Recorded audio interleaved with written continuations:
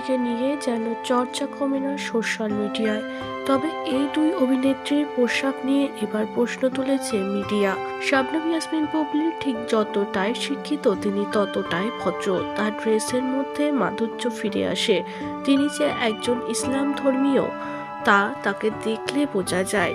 শাকিব খান বরাবরই চেয়েছে যে তার বউ সর্বদাই ভদ্র হয়ে থাকবে, তিনি তেমনটাই মেনটেন করে। অন্যদিকে অপু বিশ্বাসের ড্রেস যেন দিন দিন খোলামেলা, নায়িকা যতটা পারে ততটা এক্সপোজ করে। অপু বিশ্বাসকে আগে এমনটা দেখা যেত না, তবে এখন সব ড্রেসই যেন তার বেশি এক্সপোজ করে ফেলছে।